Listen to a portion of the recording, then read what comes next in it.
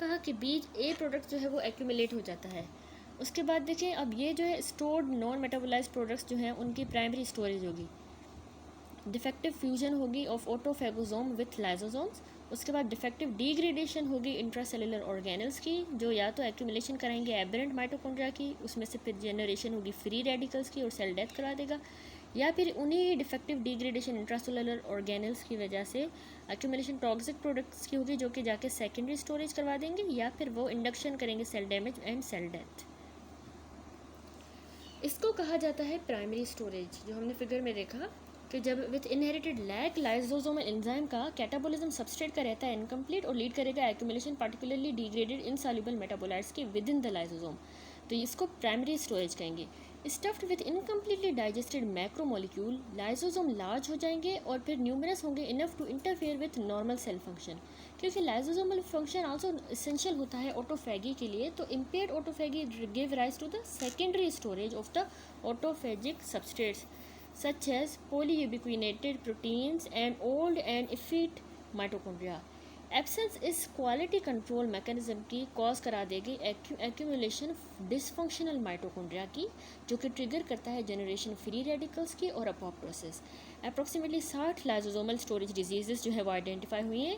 ये रिजल्ट कर सकती हैं from the abnormalities of the lysosomal enzymes या फिर प्रोटीन्स की वजह से, जो इन्वॉल्व होते हैं सबस्ट्रेट डिग्रेडेशन में, एंडोसोमल सॉर्टिंग में, या फिर लाइसोसोमल मेम्ब्रेन इंटेग्रिटी में। लाइसोसोमल स्टोरेज डिजीज डिवाइड हुई हैं कैटेगरीज में, जो कि बेस्ड हैं on the biochemical nature of the substrates and accumulated metabolites पे। टेबल देखें 7.3 में लाइसोसोमल स्टोरेज डिजीज है, ये डिजीज़ है उसकी डेफिशिएंसी है एंजाइम की, और फिर मेजर एक्यूमुलेटिंग मेटाबोलाइट दिखाया गया है।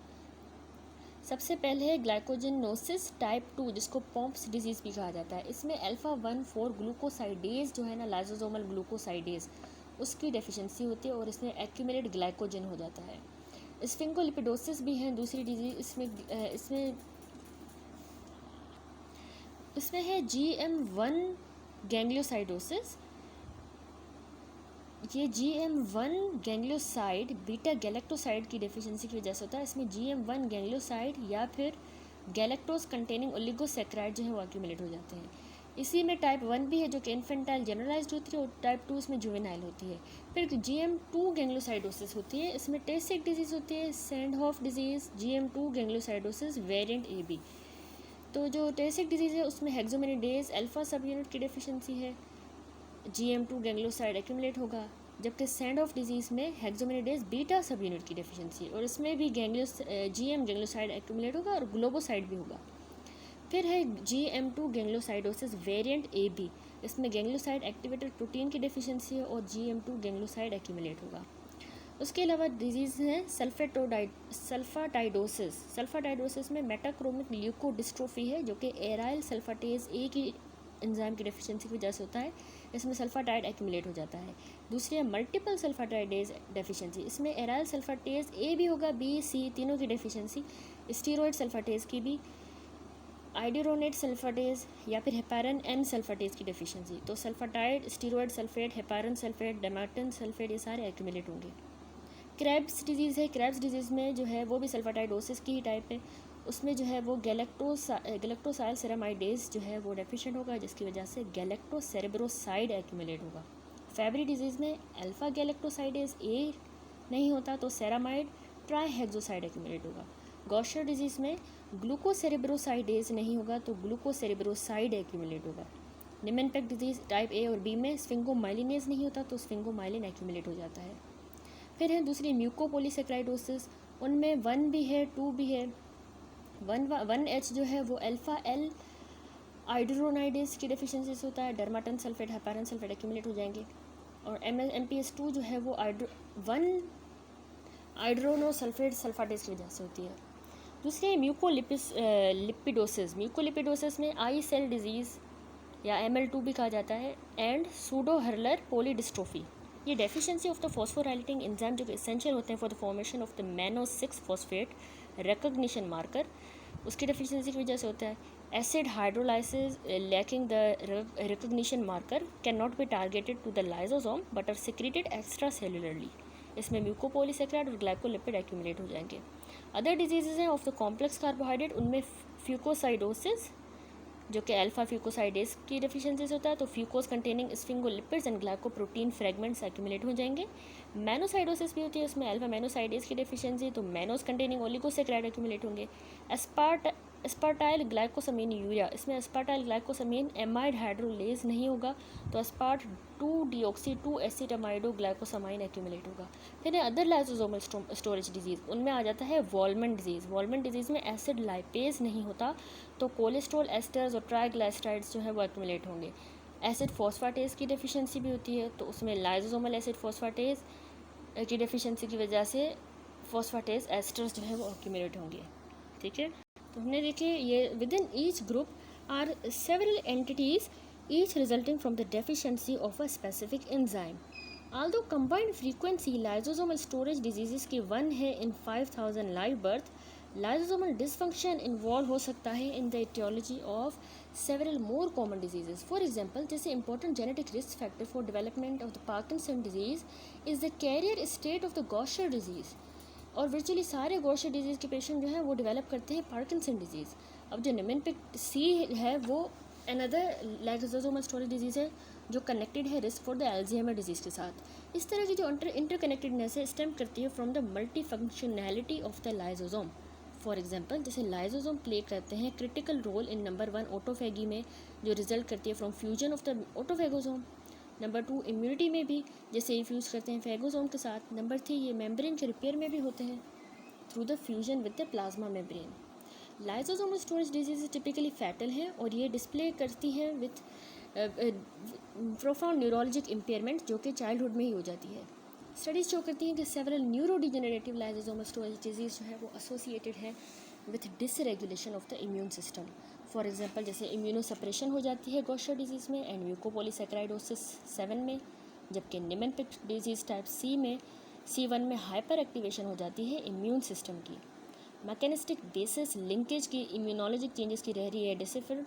Despite this complexity certain features common है to most diseases in this group. Autosomal recessive transmission इनमें कॉमन है। Patient population consisting of infant and young children. Storage of insoluble intermediate in the mononuclear phagocyte system giving rise to the hepatosplenomegaly. Frequent CNS की involvement associated with neuronal damage. Cellular dysfunction caused not only by the storage of the indigested material but also by the cascade of secondary events, for example macrophage activation and release of cytokines. Most of these conditions जो है very rare हैं and their detailed description is better relegated to specialized text and reviews. Only a few of the more common conditions are considered here. Tay Sachs disease जो है उनमें GM2 गैंग्लोसाइडोसिस, उसमें deficiency हो जाती है in the hexosaminidase beta subunit. देखें, इसको पढ़ेंगे अभी। गैंग्लोसाइडोसिस कैरेक्टराइज होती हैं by the accumulation of gangliosides principally brain में as a result of a deficiency of one lysosomal enzyme जो कैटाबोलाइज करता है इन ग्लाइकोलिपिड्स को। डिपेंड करता है गैंग्लोसाइड पे जो इन्वॉल्व हुआ है। ये डिसऑर्डर सब क्लासीफाई हुए हैं गैंग्लोसाइडोसिस 1 में एंड 2 कैटेगरीज में। Tay Sachs disease for most common है सारी गैंग्लोसाइडोसिस में और ये होती है by the loss of functional mutation of the beta subunit of the enzyme hexosaminidase A, जो ज़रूरी होता है for the degradation of the GM2। More than 100 mutation describe हुई हैं। मोस्ट डिसरप्ट प्रोटीन फोल्डिंग या फिर इंट्रासेलुलर ट्रांसपोर्ट को। Tay Sachs disease similar है to the other lipid storage disease, is most common among Ashkenazi Jews, among whom the frequency of heterozygous carrier is estimated to be 1 in 30. Heterozygote carriers जो है वो detect किए जा सकते हैं by measuring the level of hexosaminidase in the serum या फिर by DNA sequencing. Absence of hexosaminidase A, GM2 जो है वो गैंग्लोसाइड्स एक्यूमुलेट कर जाता है मैनी टिश्यूज़ में, जैसे हार्ट में, लिवर, स्प्लीन, नर्वस सिस्टम में, लेकिन इन्वॉल्वमेंट न्यूरॉन्स की in the central and autonomic nervous system में और रेटाइना में डोमिनेट करता है क्लिनिकल पिक्चर को। एक्यूमुलेशन GM2 की होती है न्यूरॉन्स के अंदर, एक्सॉन्स में, एक्सॉन सिलेंडर्स में of the nerves and glial cells में throughout the CNS। Affected cells ना स्वॉलन अपीयर होते हैं और समटाइम्स फोमी। ये फिगर देखिए, इसमें ganglion cells in the Tay Sachs disease दिखाए गए हैं। ए फिगर में जो है under the light microscope large neuron है जिसको ऑब्वियस लिपिड वैक्यूलेशन है। ये बी फिगर है, इसमें पोर्शन ऑफ न्यूरॉन है अंडर द इलेक्ट्रॉन माइक्रोस्कोप। ये प्रोमिनेंट लाइजोसोम शो कर रहा है जो वॉल्ड हैं कन्फिगरेशन के just below part of the nucleus, whorled configuration में। इलेक्ट्रॉन माइक्रोस्कोपी शो करता है whorled onion skin like configuration within the lysosome, जो कि कंपोज हैं लेयर्स ऑफ मेम्ब्रेन के साथ, जो हमने फिगर में देखा। ये जो पैथोलॉजिक चेंजेस है ना, ये फाउंड हुए throughout the CNS including the spinal cord, peripheral nerves में, ऑटोनॉमिक नर्वस सिस्टम में। रेटिना यूजुअली इन्वॉल्व होती है एज वेल, जबकि पैलर जो प्रोड्यूस होता है by swollen ganglion cells in the peripheral retina result करता है in a contrasting cherry red spot in the relatively unaffected central macula में। मोलिकुलर बेसिस न्यूरोनल इंजरी की फुली अंडरस्टूड नहीं है, क्योंकि मैनी केसेस में जो म्यूटेंट प्रोटीन है इस द मिसफोल्ड होती है, वो इंड्यूस कराती है so called unfolded protein response. इस तरह का मिसफोल्डेड जो एंजाइम है, अगर इस तरह के मिसफोल्डेड एंजाइम स्टेबलाइज नहीं होते बाय चैपरॉन्स, तो ये प्रोटियोजोमल डिग्रेडेशन इनमें हो जाती है, जो लीड करती है एक्यूमुलेशन टॉक्सिक सबस्ट्रेट्स की और इंटरमीडिएट्स की विद इन द न्यूरॉन। तो ये फाइंडिंग्स स्पर की गई हैं इनको clinical trial of the molecular chaperone therapy for some variant of later onset Tay Sachs and other selected lysosomal storage disease. इस तरह की थेरेपी इन्वॉल्व करती है यूज़ ऑफ सिंथेटिक चैपरॉन्स, जो कि क्रॉस करते हैं ब्लड ब्रेन बैरियर को, बाइंड करते हैं टू द म्यूटेटेड प्रोटीन और फिर इनेबल करते हैं उसकी proper folding. Sufficient functional enzyme फिर रेस्क्यू किया जा सकता है to ameliorate the effect of the inborn error. Most common acute infantile variant Tay Sachs disease का इन्फेंट अपीयर होते हैं नॉर्मल बर्थ के टाइम पे, लेकिन मोटर वीकनेस बिगिन होती है 3 से 6 महीने की एज में, जो फॉलो होती है फिर न्यूरोलॉजिक इम्पेयरमेंट के साथ। ऑनसेट ब्लाइंडनेस का और प्रोग्रेसिवली मोर सिवियर न्यूरोलॉजिक डिसफंक्शन होता है। डेथ हो जाती है 2 से 3 साल के अंदर। अब हम हमारी दूसरी डिजीज़ स्टार्ट करेंगे, निमेन-पैक डिजीज़, जो कि टाइप A एंड B है। देखिए टाइप A एंड B जो निमेन-पैक डिजीज़ है ना, वो रिलेटेड है to the entities characterized by primary deficiency of acid sphingomyelinase and resultant accumulation sphingomyelin की। As with the Tay Sachs disease, जो निमेन-पैक डिजीज़ है टाइप A और B कॉमन है एशेंजाई ज्यूस में, ठीक है। Gene for the acid sphingomyelinase map करता है टू क्रोमोसोम 11p15.4 और ये one of the imprinted gene है जो कि प्रेफरेंशियली एक्सप्रेस होता है from the maternal chromosome as a result of epigenetic silencing of the parental gene. Type A जो है वो कैरेक्टराइज होती है by severe deficiency of sphingomyelinase, breakdown sphingomyelin का into the ceramide and phosphorylcholine में जो है वो इम्पेयर हो जाता है और एक्सेस स्फिंगोमाइलिन एक्यूमुलेट हो जाता है फैगोसाइटिक सेल्स में और न्यूरॉन्स में। मैक्रोफेजेस स्टफ हो जाएंगे ड्रॉपलेट्स या फिर particles of the complex lipid के साथ और इम्पार्ट करते हैं फाइन वैक्यूलेशन या फोमीनेस टू द साइटोप्लाज्म, ठीक है। जैसे हमने 7.10 में देखे, निमेन-पैक डिजीज़ का लिवर है, हेपेटोसाइट और जो कपफर सेल्स हैं उनको फॉर्मी वैक्यूलेटेड अपीयरेंस है जो रिजल्ट कर रही है from the deposition of the lipids, ठीक है।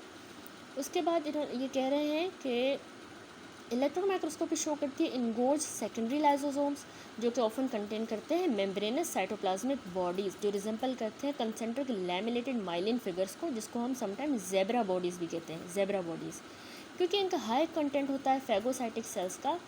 ऑर्गन मोस्ट सीवियरली अफेक्ट जो होते हैं वो स्प्लीन है, liver, bone marrow, lymph nodes और लंग्स। स्प्लीनिक इन्लार्जमेंट स्ट्राइकिंग है। In addition the entire CNS including spinal cord और गैंग्लिया भी इन्वॉल्व होते हैं in this inexorable process. Affected neurons enlarge हो जाते हैं, वैक्यूलेट हो जाते हैं एज अ क्योंकि एक्यूमुलेशन हुई है बहुत सारे लिपिड्स की। तो ये वेरिएंट ना मैनिफेस्ट करते हैं इन इन्फेंसी में विथ मैसिव ऑर्गेनोमेगैली होती है और सिवियर न्यूरोलॉजिक डिटेरिएशन। डेथ हो जाती है विद इन 3 साल के लाइफ में। By comparison patient with type B जो वेरिएंट होता है, जिनमें जो एसोसिएटेड होते हैं with mutant sphingomyelinase with some residual activity, उनको ऑर्गेनोमेगैली होती है लेकिन न्यूरोलॉजिक मैनिफेस्टेशन नहीं होती, ये याद रखिएगा। एस्टिमेशन स्फिंगोमाइलिनेज की एक्टिविटी की ल्यूकोसाइट्स के अंदर यूज़ की जाती है डायग्नोसिस के लिए of the suspected cases as well as for the detection of the carriers. Molecular genetic test भी अवेलेबल हैं for the diagnosis at the specialised centre. अब पढ़ते हैं निमेन-पैक डिजीज़ टाइप C। अब although previously considered to be related है to the type A and B, Niemann-Pick disease type C जो है ना वो quite distinct है in the biochemical and the molecular levels में, और ये ज़्यादा common है than the type A and B combined. Mutation दो related genes में Niemann-Pick 1C and C2 में rise देती है to this disorder. With the Niemann-Pick disease C1 जो है वो ज़्यादा रिस्पॉन्सिबल है for majority of the cases. Unlike most other lysosomal storage disease, C वाली जो है रिजल्ट करती है primary defect in the lipid का ट्रांसपोर्ट में. किसमें? ट्रांसपोर्ट में.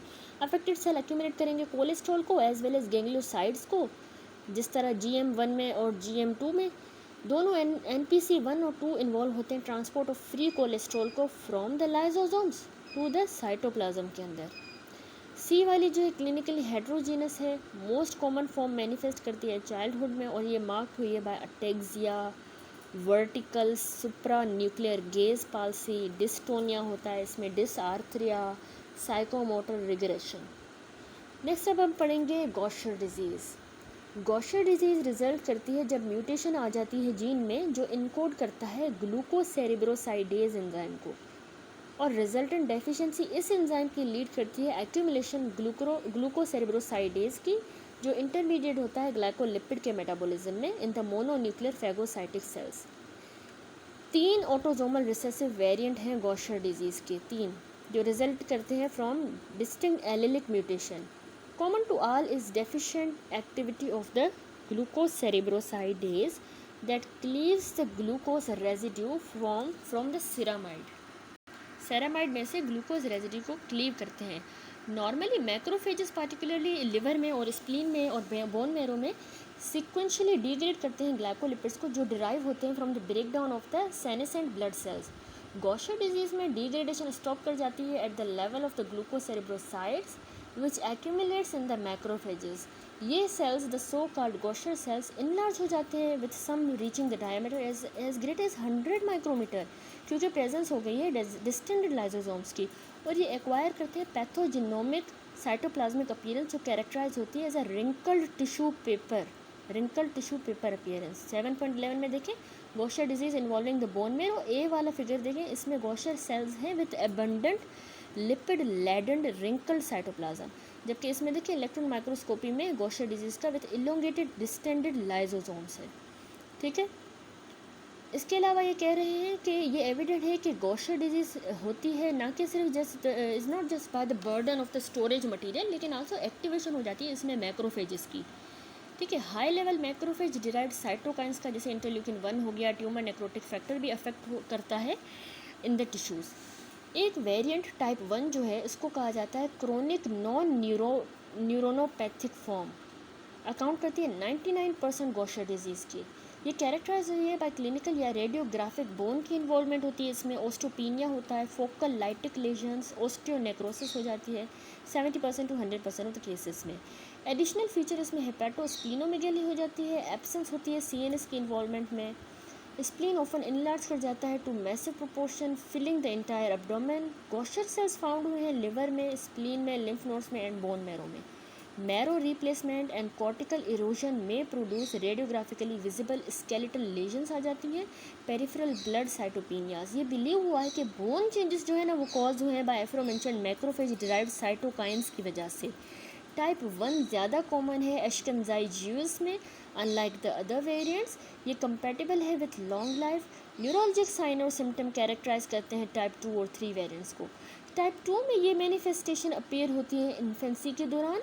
अक्यूट इन्फेंटाइल न्यूरोपैथिक फॉर्म उसको कहा गया है और ये ज़्यादा सीवियर है. Where is in the type 3 ये इमर्ज करते हैं लेटर और ये माइल्डर होते हैं. इसको क्रोनिक नॉन न्यूरोनोपैथिक फॉर्म कहा गया, क्रोनिक न्यूरोनोपैथिक, और उसको अक्यूट इन्फेंटाइल न्यूरोनोपैथिक. ठीक है. ऑल्दो लिवर और स्प्लीन इन्वॉल्व होते हैं. क्लिनिकल फीचर टाइप 2 में और 3 में डोमिनेट हुए न्यूरोलॉजिक डिस्टर्बेंस के साथ, जिनमें कन्वुल्जन्स हैं, प्रोग्रेसिव मेंटल डिटोरिएशन हो जाती है. जैसे कि हमने पहले बताया mutation of the glucocerebroside gene बहुत इंपॉर्टेंट रिस्क फैक्टर है फॉर द पार्किंसन डिजीज़. पप्पा वो इंपॉर्टेंट रिस्क फैक्टर है फॉर द पार्किंसन डिजीज़. ठीक है. फिर हमने कहा कि patient with the Gaucher disease को ना 24 ज़्यादा रिस्क होता है of developing the Parkinson disease compare to control, and 5 to 10% patient जो पार्किंसन की डिजीज़ होते हैं उनको म्यूटेशंस होती है gene encoding for the glucocerebrosidase, ठीक है। There is reciprocal relationship between the level of this enzyme and alpha synuclein. ये जो अल्फा साइन्यूक्लेन है ये इन्वॉल्व होता है पैथोजेनेसिस ऑफ पार्किंसन डिजीज़ में। लेवल ग्लूकोसेरेब्रोसाइडेज का ल्यूकोसाइट्स में या फिर कल्चर्ड फाइब्रोब्लास्ट में यूजफुल होता है, हेल्पफुल होता है इन द डायग्नोसिस में and the detection of the heterozygote carrier. DNA testing भी अवेलेबल है इन सिलेक्ट पॉपुलेशंस में। करंटली 2 अप्रूव्ड थेरेपीज़ हैं for the type 1 Gaucher disease. पहली lifelong enzyme replacement therapy है via the infusion of the recombinant glucocerebrosidase. Second known है as substrate reduction therapy. ये involve करती है oral intake हम inhibitor का करते हैं of the enzyme ग्लूकोसाइल ceramide synthase. ये लीड करता है कम सिस्टेमिक लेवल्स ग्लूकोसेरेब्रोसाइड का, the substrate for the defective enzyme in the Gaucher disease. Clinical trials ने कंफर्म किया है कि सबस्ट्रेट रिडक्शन थेरेपी जो है ना उसने रिड्यूस किया है स्प्लीन और लिवर के साइज़, इम्प्रूव किया है ब्लड का काउंट और इन्हेंस किया है skeletal function. Other emerging treatment में जीन थेरेपी है through transplant of the haematopoietic stem cells containing the corrected enzyme. अब हम पढ़ते हैं अगली डिजीज़ म्यूकोपॉलीसैकेराइडोसिस। म्यूकोपॉलीसैकेराइडोसिस एमपीएसएस जो है वो कैरेक्टराइज हुई है डिफेक्टिव डिग्रेडेशन होती है और ज़्यादा स्टोरेज होती है म्यूकोपॉलीसैकेराइड्स का इन द वेरियस टिश्यूज़। देखिए रिकॉल करें कि म्यूकोपॉलीसैकेराइड्स पार्ट है एक्स्ट्रा सेलुलर मैट्रिक्स का, ठीक है, और ये सिंथेसाइज होते हैं बाय कनेक्टिव टिश्यू के फाइब्रोब्लास्ट में से। मोस्ट म्यूकोपॉलीसैकेराइड्स जो है वो सिक्रीट होते हैं, लेकिन सर्टेन फ्रैक्शन जो है वो डिग्रेड होता है लाइजोसोम्स के अंदर थ्रू कैटाबोलिक पाथवे के जरिए जो इन्वॉल्व करता है multiple enzymes. Several clinical variant MPS के क्लासीफाई हुए हैं न्यूमेरिकली एमपीएस 1 से लेके एमपीएस 7 तक डिस्क्राइब हुए हैं, each resulting from the deficiency of one specific enzyme in this pathway. Mucopolysaccharides जो एक्यूमुलेट करते हैं विद इन द टिश्यू वो इंक्लूड करते हैं डर्माटन सल्फेट, हेपारन सल्फेट भी करता है और कैरेटन सल्फेट भी, कुछ केसेस में पॉन्ड्रेटन सल्फेट भी, ठीक है। हेपेटोस्प्लीनोमेगाली, स्केलेटल डिफॉर्मिटीज़, लेजन्स हार्ट के वाल्व्स की, सब endothelial arterial deposits particularly coronary arteries में, और लेजन्स ब्रेन में ये फीचर्स हैं जो ऑल एमपीएसएस में देखे गए हैं। In many of the more protracted syndrome coronary subendothelial lesions जो है वो लीड करती हैं through myocardial ischemia. Thus myocardial infection और cardiac decompensation important cause of death होते हैं। Myocardial infection and cardiac decompensation most cases इसमें जो है एसोसिएटेड होते हैं विथ कोर्स फेशियल फीचर। इनमें क्लाउडिंग ऑफ द कॉर्निया आ जाता है, जॉइंट की स्टिफनेस होती है, मेंटल रिटार्डेशन। देखिए यूरिनरी एक्सक्रीशन एक्यूमुलेटेड म्यूकोपॉलीसैकेराइटिस की बढ़ जाती है, ठीक है। With all of these disorder सिवाय एक के मोड ऑफ इनहेरिटेंस इसका जो है ऑटोसोमल रिसेसिव है। एक्सेप्शन है हंटर सिंड्रोम जो कि एक्स लिंक्ड रिसेसिव डिजीज़ है, बाकी ऑटोसोमल रिसेसिव है। Of the 7 recognised variant only 2 well characterised syndrome जो है वो डिस्कस ब्रीफली यहाँ पे हुए हैं। एमपीएस टाइप 1 जिसको हर्लर्स सिंड्रोम कहा गया, हर्लर्स सिंड्रोम ये कॉज होता है जब डेफिशिएंसी हो जाती है अल्फा आइड्रोनाइडेज की, अल्फा एल आइड्रोनाइडेज, ठीक है। हर्लर सिंड्रोम अफेक्ट करता है बच्चों को, लाइफ एक्सपेक्टेंसी 6 से 10 साल की होती है और डेथ हो जाती है as a result of cardiac complication की वजह से। एक्यूमुलेशन डर्माटन सल्फेट की, हेपारन सल्फेट की सेल्स में देखी गई है मोनोन्यूक्लियर फेगोसाइट सिस्टम में, फाइब्रोब्लास्ट में, विद इन द एंडोथेलियम और स्मूथ मसल्स में भी ऑफ द वास्कुलर वाल। अफेक्टेड सेल्स स्वेल कर जाते हैं, उनको क्लियर साइटोप्लाज्म होता है जिसके नतीजे में एक्यूमुलेशन होती है, क्योंकि एक्यूमुलेशन हो जाती है ना मटेरियल की positive for the periodic shift staining which engorges vacuolated lysosome. Lysosomal inclusion also found होती है न्यूरॉन्स में जो अकाउंट करती है मेंटल रिटार्डेशन में। दूसरी है एमपीएस टाइप 2, इसको हर्लर नहीं इसको हंटर सिंड्रोम कहेंगे। ये डिफर करता है हर्लर सिंड्रोम से क्योंकि उसके मोड ऑफ इनहेरिटेंस में ये एक्स लिंक्ड है। एब्सेंस कॉर्नियल क्लाउडिंग की इसमें होती है और ऑफन ये माइल्ड क्लिनिकल कोर्स होता है हंटर वाला। As in the Hurler syndrome में हमने देखा एक्यूमुलेटेड जो है mucopolysaccharide in the Hunter syndrome are heparin sulphate and dermatan sulphate, लेकिन ये रिजल्ट करता है from the deficiency L iduronate sulphatase की वजह से। देखिए एंजाइम का भी फ़र्क है। Despite the difference in the enzyme की डेफिशिएंसी में एक्यूमुलेशन आइडेंटिकल सबस्ट्रेट की होती है। क्यों? क्योंकि ब्रेकडाउन हेपेरन सल्फेट का और डर्माटन सल्फेट का रिक्वायर करता है दोनों, अल्फा एल आइड्रोनाइडेज एंड सल्फाटेज भी। अगर आइदर इसमें से कोई मिसिंग है एक भी तो फर्दर डिग्रेडेशन ब्लॉक हो जाएगी। डायग्नोसिस की जाती है बाय मेजर करते हैं हम लेवल एंजाइम का in the leukocytes. DNA diagnosis routinely नहीं एम्प्लॉय की जाती क्योंकि large number of allelic mutations होती हैं। समरी देखिए, हमने लाइसोसोमल स्टोरेज डिजीज पर टेसिक डिजीज होती है जब इनएबिलिटी हो जाती है टू मेटाबोलाइज द GM2 गैंग्लोसाइड, क्योंकि बीटा सब यूनिट लाइसोसोमल हेक्सोसाइनाइडेज का नहीं होता मौजूद, लैक होता है। जबकि GM2 गैंग्लोसाइड अक्यूमुलेट कर जाता है CNS में, mental retardation, blindness, motor weakness हो जाती है डेथ 2 से 3 साल की उम्र में। निम्नलिखित डिजीज ए और बी होती हैं जब स्फिंगोमाइलिनेज की डेफिशिएंसी होती है। हमने कहा ए वेरिएंट जो ज़्यादा सीवियर है, एक्यूमुलेशन स्फिंगोमाइलिन की नर्वस सिस्टम में न्यूरोनल डैमेज कराएगी। स्फिंगोमाइलिन फैगोसाइटोस में स्टोर होता है, liver, spleen, bone marrow, lymph node में इनलार्जमेंट कराएगा। फिर हमने कहा इसकी जो बी टाइप है उसमें न्यूरोनल डैमेज नहीं होता। निम्नलिखित सी हमने कहा उसमें ना कोलेस्ट्रॉल के ट्रांसपोर्ट में डिफेक्ट होता है, तो रिजल्टेंट एक्यूमुलेशन हो जाती है कोलेस्ट्रॉल की और गैंग्लियोसाइड्स की in the nervous system. Affected जो चिल्ड्रन है हमने कहा वो एग्जिबिट करते हैं अटेक्सिया, डिसआर्थरिया, साइकोमोटर रिग्रेशन। फिर हमने गॉशर डिजीज पढ़ी कि वो lack of the lysosomal enzyme की वजह से होती है ग्लूकोसेरेब्रोसाइडेज, एक्यूमुलेशन होगी ग्लूकोसेरेब्रोसाइड की मोनोन्यूक्लियर फैगोसाइड सिस्टम में। कॉमन टाइप 1 वेरिएंट अफेक्ट करता है, फैगोसाइड बड़े हो जाएंगे, इनलार्ज हो जाएंगे, गॉशर सेल्स बन जाएंगे और लिवर, स्प्लीन, बोन मैरो में एक्यूमुलेट होंगे और फिर कॉज कराएंगे हेपेटोस्प्लीनोमेगाली और बोन इरोजन। टाइप 2 और 3 कैरेक्टराइज होती हैं वेरिएबल न्यूरोनल डैमेज के साथ। MPS हमने कहा म्यूकोपोलीसैकेराइड की एक्यूमुलेशन होती है टिश्यूज़ में, जैसे कि लिवर हो गया, spleen, heart, blood vessels, brain, cornea, joints. Affected patient को कोर्स फेशियल फीचर होते हैं। हर्लर सिंड्रोम की मैनिफेस्टेशन में कोर्नियल क्लाउडिंग, कोरोनरी आर्टरी और वाल्वुलर डिपॉजिट और डेथ हो जाती है चाइल्डहुड में। जबकि हंटर सिंड्रोम हमने कहा एसोसिएटेड होता है माइल्ड क्लिनिकल कोर्स के साथ। ठीक है, यहाँ पे कंप्लीट हुआ। आगे हम अब स्टार्ट करते हैं ग्लाइकोजन स्टोरेज डिजीजेस, ग्लाइकोजिनोसिस इनको कहा जाता है। एन इनहेरिटेड डेफिशिएंसी किसी भी एक एंजाइम की जो इन्वॉल्व होता है ग्लाइकोजन की सिंथेसिस में या फिर उसकी डिग्रेडेशन में रिजल्ट करेगा एक्सेसिव एक्यूमुलेशन ग्लाइकोजन की या फिर कुछ abnormal form of glycogen in the tissues, various tissues में। टाइप ग्लाइकोजन जो स्टोर होता है उसके इंट्रासेलुलर लोकेशन, उसकी टिश्यू डिस्ट्रीब्यूशन अफेक्टेड सेल्स की वेरी करती है और डिपेंड करती है स्पेसिफिक एंजाइम डेफिशिएंसी पे। रिगार्डलेस ऑफ द टिश्यू या सेल जो अफेक्ट होते हैं, ग्लाइकोजन मोस्ट ऑफन स्टोर होता है साइटोप्लाज्म में या फिर समटाइम न्यूक्लियाई में। अदर वेरिएंट जैसे पॉम्स डिजीज़ है, ये फॉर्म है लाइसोसोमल स्टोरेज डिजीज़ की क्योंकि मिसिंग एंजाइम जो है वो लोकलाइज होता है लाइसोसोम्स में।